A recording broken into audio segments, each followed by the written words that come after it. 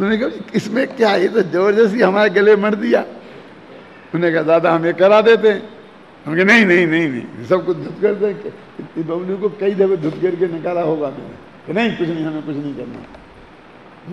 दादा आपको कुछ नहीं करना पड़ेगा, ये सब वो कर देंगे, ये कर देंगे। चढ़ बेटा सूली पे, भला करे भगवान, चढ़ गया सूली।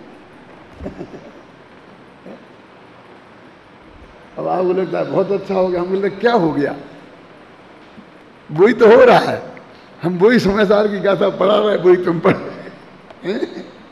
इससे उसमें क्या फर्क होना था बोलो। इतने साधन जुटा लिए, इनको हम सब साधन कहते हैं ना, आत्म कल्याण के साधन बोलते हैं ना इन सबको। ये कोई साधन फाधन नहीं है। कौन है साधन?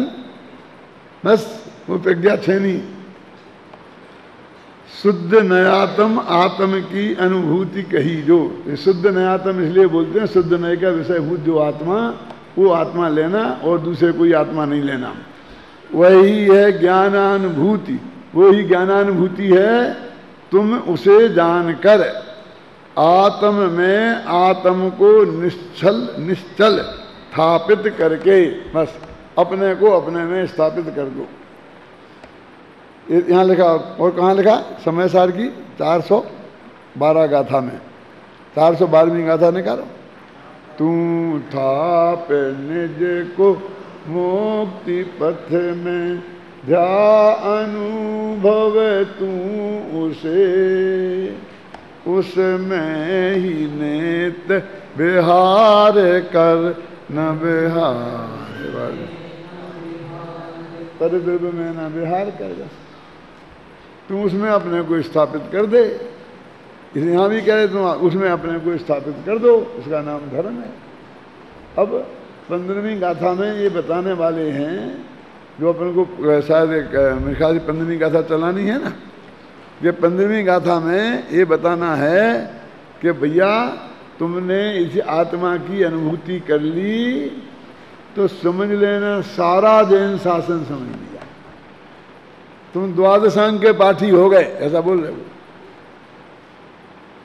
देखा ना, देखो नीचे लिखा ना, पश्यति जिन शासनम सभम, जो आत्मा को अवध पुट अनन्य अवशेष, और 2 और लगा लो, असंयुक्त, और एक और बोल जाए, वो जानता है, वो संपूर्ण जिन शासन को जानता है।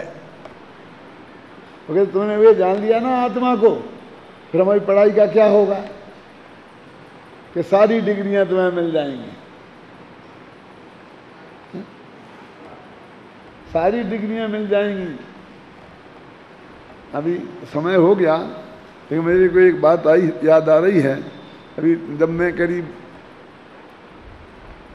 कितने वर्ष का, बमी नाम याद है, कितने वर्ष के थे जब? 19 वर्ष के होंगे, 19-20 वर्ष के कर होंगे। तब मैंने एक प्रतिज्ञा करी थी पागलपन की, कि अब मैं कहीं नौकरी करने के लिए एप्लीकेशन नहीं दूंगा, किसी को एप्लीकेशन नहीं दूंगा। नौकरी नहीं करूंगा ये नहीं, लेकिन मैं एप्लीकेंट बन के नहीं जाऊंगा कि साहब मुझे नौकरी दे दो। अब उसके बाद इतनी नौकरी करी और मैं गवर्नमेंट की भी नौकरी कराया, लेकिन बिना एप्लीकेशन के। आप सोच भी नहीं सकते हो क्या है, क्या दम है इसमें। सामने से आता है, सामने से आता है क्या है? सामने से आता है कैसे? कि मुझको वहाँ बमीना में मैं था जब मैंने प्रतिज्ञा की थी, बस बड़े दादा का भाषण सुना एक गांव वालों ने, अशोकनगर वालों ने, तो वो इनके पीछे पड़ गए कि आप आओ। ये बोले कि तुम जाओ, मेरे जाने से कुछ नहीं होगा। बस इनकी जगह हम चले गए वो अशोकनगर में। अब हमें बिना ही एप्लीकेशन किए वहाँ जाके जम गए, ऐसे जमे कि बस कहने। फिर गवर्नमेंट ने हर संस्कृत अनुवाद की, तो संस्कृत के कोई पढ़ाने वाले मिलते ही नहीं थे, तो वहाँ हायर सेकेंडरी स्कूल था, सेमी बोलते क्या, सेमी गवर्नमेंट का।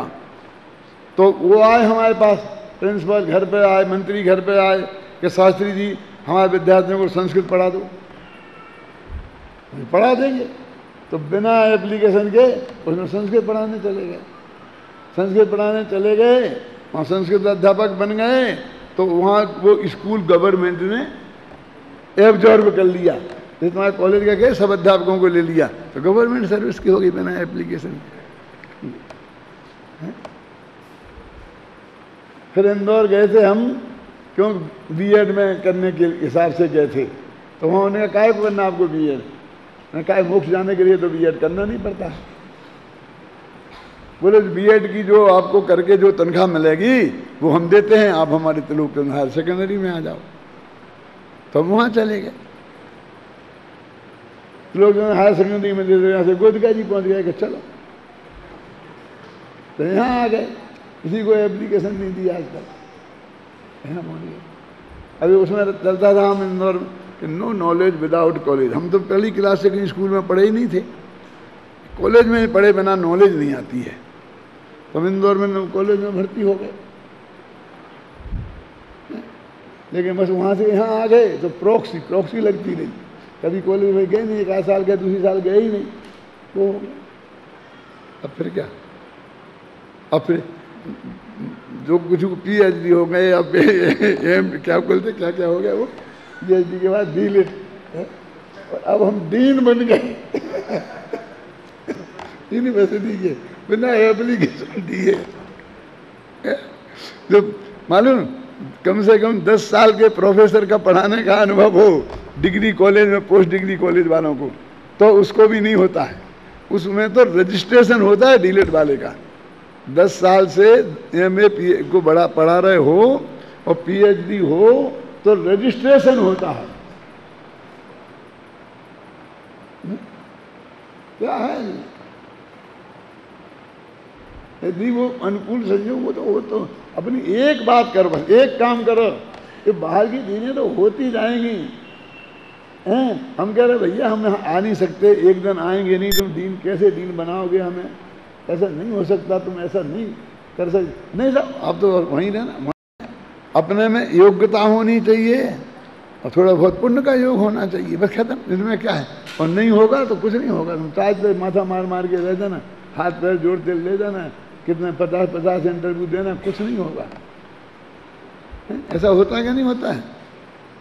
पर एक क्या करो फिर, सर्व ओर से एक ज्ञान घन आत्म निरखो, बस सारे काम तेरे हो जाएंगे। और नहीं होंगे तो क्या कीमत है इन कामों की? क्या महत्व है इन कामों का? बताओ तो। कितने नियम है उत्तम? 25 वर्ष बाद गवर्नमेंट की नौकरी नहीं मिलती, फलानी वर्ष बाद ये नहीं होता, फलाने वर्ष बाद ये नहीं होता है, इस बार ये नहीं होता। ये 77 वर्ष में आप मेरी बात नहीं करता हूँ। एक आचार्य रामचंद्र शुक्ल का नाम सुना? 11वीं क्लास पास थे, वो बनारस यूनिवर्सिटी में एमए वालों को पढ़ाते थे क्या, और उन पर कम से कम 50 लोग पीएचडी हो गए। उनके साहित्य पर, उनकी किताबों पर, उनके एक एक लेख पर, समझे ना? वे इंटर पास थे, खत्म। मतलब ऐसा नहीं है कि कोई एक आध आदमी ही कोई एक अद्भुत है, ऐसा कुछ नहीं है। बहुत लोग ऐसे इस सारे जगत में आपको मिल जाएंगे, मेरे कहने का मतलब। लेकिन इन्हें लौकिक चीज़ों से क्या लेना देना है? आदि आत्मा का कल्याण करना है तो कहीं कुछ नहीं करना है। क्या करना है? सर्व ओर से एक ज्ञान घन आत्म। पेज नंबर 47 पर है समय सार में।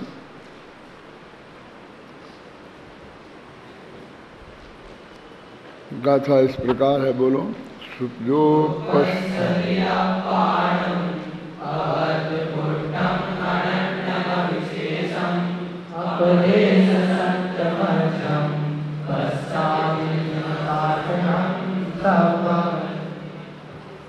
हिंदी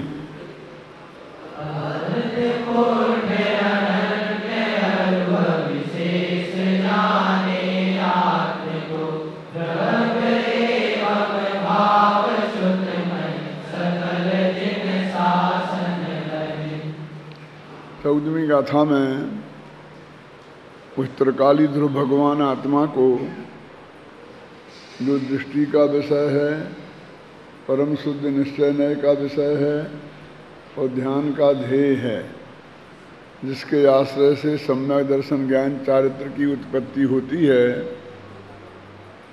5 भावों से रहित और 5 भावों से सहित कहा था।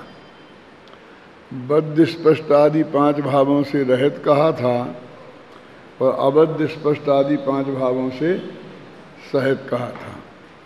और उस पर बहुत विस्तार से व्याख्यान अपन कर चुके हैं। उसके बाद जो कलश आया, उन कलशों में भी वही चर्चा मुख्य रूप से थी। अब इस 15वीं गाथा में ये कहते हैं उसी की महिमा वाचक कलश है एक तरीके से ये, कि जो अपाणम पश्यति, जो अपने आत्मा को देखता है, कैसा देखता है? अबद्ध स्पष्ट, अनन्य और अविशेष। अब वहाँ तो थी 5 बातें और यहाँ रह गई 3 बातें। ये कैसे हो सकता है?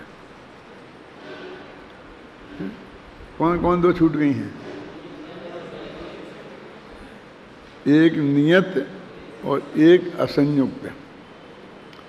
तो छोड़ना नहीं है, लेकिन गाथा में जगह नहीं है। पद्य का ये दोष है कि उसमें जगह की समस्या हमेशा बनी रहती है, क्योंकि लिमिटेड जगह होती है ना। गद्य में तो लिमिटेड जगह नहीं होती है, लेकिन पद्य में लिमिटेड जगह होती है। तो जब ये 3 बातें कहीं, तो बाकी की 2 बातें भी समझ लेना, क्योंकि यहाँ जगह नहीं थी इसलिए नहीं कही। उन्हें छोड़ना अभीष्ट नहीं है। शास्त्रों में ऐसा लिखा है, गद्यम कवीनाम निकृशम वदंती।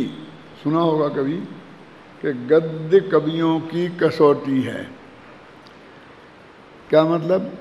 क्योंकि गद्य में ऐसी कोई प्रतिबंध नहीं होता कि आपको कितनी जगह है, इसलिए आप ये बहाना नहीं बना सकते कि जगह नहीं थी इसलिए हमने ये बात नहीं डाली इसमें। यदि गद्य में ये 3 बातें लिखी होती और 2 छोड़ दी होती, तो फिर हमें उस पर बहुत गंभीरता से विचार करना पड़ता कि इन्हें बुद्धिपूर्वक छोड़ा है तो क्यों छोड़ा। जैसा नमोकार मंत्र में अपन कहते हैं ना कि उनको आचार्य उपाध्याय को छोड़ दिया और साधुओं को रखा है, कहते ना। कौन? उत्तम, मंगल और शरण में। ऐसी चर्चा यहाँ भी हो जाती है। लेकिन पद्य में ये सुविधा रहती है, ये सुविधा रहती है तो ये तकलीफ भी रहती है कि उसमें जगह लिमिटेड होते हैं, तो जो बात हम मन की कहना चाहते हैं वो कह नहीं सकते हैं। गद्य को कसौटी क्यों कहा, पद्य को क्यों नहीं कहा? क्योंकि पद्य में ऐसी बहुत बातें हैं, कहीं जगह कम पड़ गई, कहीं जगह ज़्यादा पड़ गई। अब ज़्यादा हो गई तो अब क्या करें? परिभाषा तो थोड़े में ही समाप्त हो गई थी, हैं? तो ऐसी जगह जने ही निर्दिष्टम भणदा खल सभ्य दर्शी ही ये पद डाल दिए जाते हैं। ऐसा नहीं कि सब जगह ये डाले जाते हैं इस पाद पूर्ति के लिए। इसे बोलते पाद पूर्ति के लिए हमने ऐसा किया, क्योंकि हम जो बात कहना चाहते थे वो तो 3 पादों में 3 पाद समझते हैं ना। एक छंद में 4 पाद होते हैं, तो 3 पादों में ही पूरी हो गई। अब हम क्या करें? तो लिख दो भणता खलु सभ्यदर्शी, सर्वज्ञ भगवान ने ऐसा कहा है। यदि पूरी जगह नहीं है, एक पाद में आधी है, तो लिख दो जिन्हें ही निर्दिष्टम, जिन्हें भगवान ने ऐसा कहा है। तो आपको हर जगह इसलिए नहीं, हर जगह नहीं, जहाँ जहाँ बहुत महत्वपूर्ण जगह होती है वहाँ तो तीर्थंकर परमात्मा का वजन डालने के लिए ये पद डाले जाते हैं। लेकिन अब समय सार प्रवचन सार में 20 जगह ये बात कह दी कि जिन्हें ही निर्दिष्टम भरता खलु सभ्यदर्शी ही, तो हर गाथा में डालने की जरूरत नहीं है क्या, लेकिन फिर इसलिए इस तरह से काम ले लेते हैं। तो उसमें हम ये भी कह सकते हैं कि ये बात यहाँ जरूरी नहीं है, ये तो पाद पूर्ति के लिए है। और हम ये भी कह सकते हैं कि जगह नहीं थी इसलिए ये बात नहीं लिख पाई, इसलिए ऊपर से अपन लगा लो। ये हमें करना पड़ता है ना। लेकिन गद्य में तो खुला मैदान है, चाहे जितनी जगह है, तो वहाँ हम ये बात नहीं कह सकते हैं, इसलिए उसे कसौटी कहा। कोई भी दोष होगा, आप जानते हैं भाषा में कुछ शब्द तत्सम होते हैं, कुछ तद्भव होते हैं, कुछ मूल भी ले लिए जाते हैं, ऐसे होते हैं ना। ये समझते तो होंगे, विद्यार्थी तो समझते होंगे, अब आप लोग कितना समझते हैं मैं नहीं जानता। तत्सम का मतलब ये है कि जैसे संस्कृत में है वैसे ही उठा के हमने हिंदी में रख दिए। तद्भव का मतलब ये है वैसे ही नहीं रखे लेकिन उससे उत्पन्न हुए। जैसे परमात्मा, अब संस्कृत का तो ये शब्द है, अब हिंदी में हम अपनी सुविधा के अनुसार परमात्म ऐसा भी कर सकते हैं, और जरूरत होगी तो परमात्मा कर देंगे। आत्मा तो ता हम चाहे जहाँ छोटा कर देंगे चाहे जहाँ बड़ा कर देंगे। जब हमें एक मात्रा की जरूरत है तो हम वही बड़ा कर देंगे आत्मा, और जब एक मात्रा कम पड़ रही है तो हम उसकी मात्रा निकाल के आत्मा कर देंगे, ख्याल में ही ना। तो पद्य में इसलिए वो तत्सम और तद्भव शब्दों का प्रयोग होता है बहुत। एक जगह हम आत्मा लिखेंगे और दूसरी जगह आत्मा ता पूरा कर देंगे। आप कहेंगे कि इनको ठिकाने ही नहीं है, इन्हें आत्मा ही लिखना नहीं आता है, पता ही नहीं है। एक जगह ता आधा लिख देते हैं, एक जगह पूरा। लेकिन वो कविता में होगा ऐसा, गद्य में नहीं होगा, क्योंकि कविता में ये सुविधा प्राप्त है, ख्याल में आई ना। तो पद्य की कुछ कठिनाइयाँ भी हैं और पद्य की कुछ सुविधाएं भी हैं, समझे ना। ऐसे ही गद्य की कुछ कठिनाइयाँ भी हैं और गद्य की कुछ सुविधाएं ही हैं। जब आप गद्य साहित्य और पद्य साहित्य के बारे में विस्तृत अध्ययन करेंगे तब आपको इन बातों का पता चलेगा। पता नहीं आप शास्त्री करने के बाद, शास्त्री तक तो आएगा नहीं मैं समझता हूँ, शास्त्री करने के बाद यदि हिंदी में संस्कृत में एमए करेंगे तो ये सब चीज़ें बहुत विस्तार से आपको आएंगी। हिंदी संस्कृत में पीएचडी करेंगे तो ये सब चीज़ें विस्तार से आएंगी। लेकिन दूसरी लाइन में निकल गए तो बस भगवान गई अनंत काल तक के लिए, फिर छुट्टी इनकी, इनका पता नहीं चलेगा। जितना मेरे से सुन जाओगे उतना ही पता तुमको मिलेगा। इसलिए इस ज्ञान की बहुत कीमत है। तो ये मत समझना कि बीच में हमको न्याय व्याकरण पढ़ाने लगते हैं, ये बहुत ज़रूरी है, इतनी बात जानना बहुत ज़रूरी है। अब ये क्यों कही कि यहाँ तीन शब्द हैं, अवध्य, स्पष्ट, अनन्य और अविशेष। क्योंकि पिछली गाथा के संदर्भ में ये अगली गाथा है, इसलिए वे दो बातें भी अपनी तरफ से जान लेना। तो अब ये पहले 5 विशेषणों से युक्त, कौन? अवदिष्टस्थ, अनन्य, अविशेष और नियत और असंयुक्त, इन 5 भावों से संयुक्त। संयुक्त माने क्या?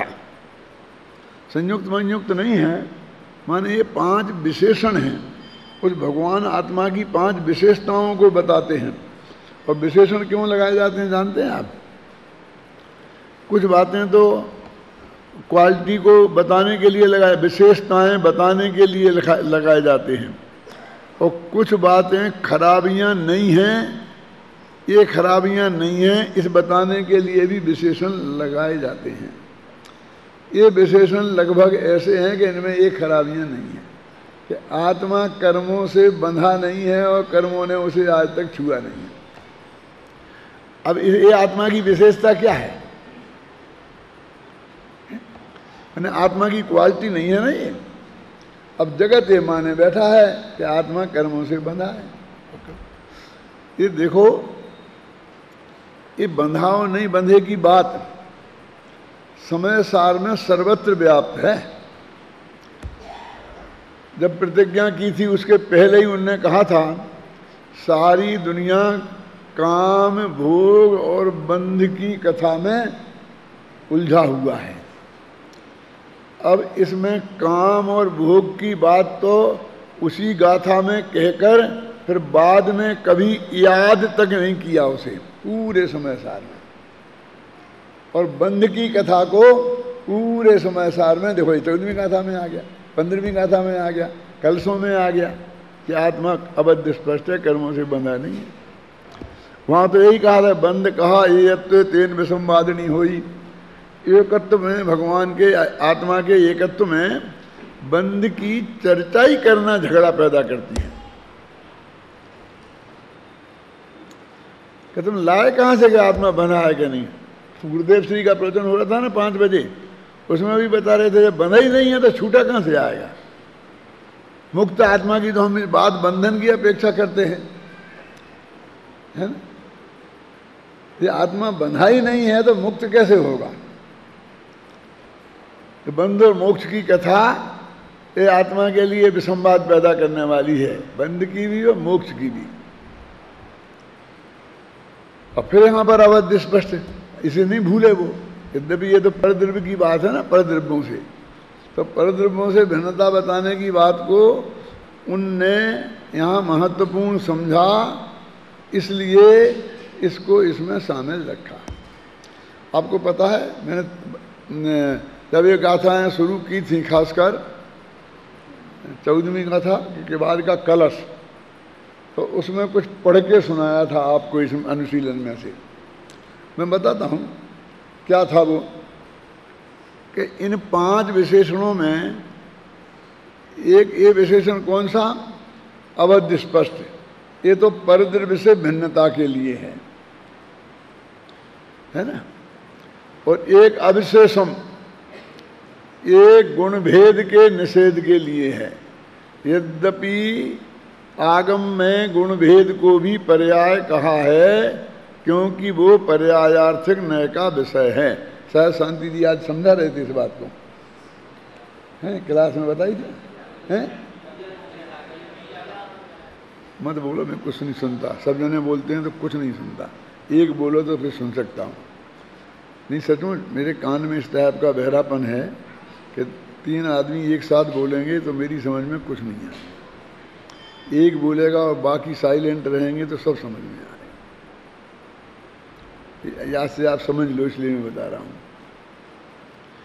अब वो अबद्ध स्पष्ट तो परद्रव्य से भिन्नता का है, और अविशेष गुणभेद से भिन्नता का है, प्रदेश भेद से भिन्नता है, और बाकी 3 विशेषण पर्याय से भिन्नता के हैं, है ना। नियत विशेषण सद्गुणी हानि वृद्धि के निषेध के लिए है ना। और अनन्य विशेष, अनन्य तो इसमें आया ही है ना। अनन्य विशेषण वो जो पर्याय है ना, कौन, असमान जाति द्रव्य पर्याय में मनुष्य देव नार की, इनके निषेध के लिए है। और असंयुक्त रागादि भावों के निषेध के लिए है। तो तीनों पर्याय हैं ना, रागादि भाव, मनुष्य देवनार की, और सद्गुणी हानि वृद्धि, तो 3 विषय पर्याय के निषेध के लिए हैं। वैसे तो 5 ही पर्याय हैं, क्योंकि आत्मा बंधा है वो पर्याय की दृष्टि से ही तो है। और गुण भेद और प्रदेश भेद को भी पर्याय का विषय होने से पर्याय कहते हैं, लेकिन स्पष्ट रूप से ये 2 अलग छट गए और 3 अलग। तो इन्होंने बुद्धि पूर्वक उन 3 पर्यायों माने से 2 पर्यायों के छोड़े। एक तो असंयुक्त में रागादि पर्यायों वाला छोड़ा, और एक नियत में सद्गुणी हानि वृद्धि वाला छोड़ा। क्योंकि अब पर्याय की वाली बात तो उस पर्याय में लग जाएगी ना। जब पर्याय से भिन्न हम आत्मा बताएंगे तो सभी पर्याय आ जाएंगी ना अभेद रूप से। मेरा अर्थ समझे कि नहीं समझे। तो इस तरीके से, लेकिन यहाँ पर ये 5 बातें लेना। अब ये सब, ये पर्याय भेद नहीं है, ये गुण भेद नहीं है, ये सद्गुणी हानि वृद्धि नहीं है, तो ये सब नहीं है, नहीं है। इसमें है तो कोई है ही नहीं।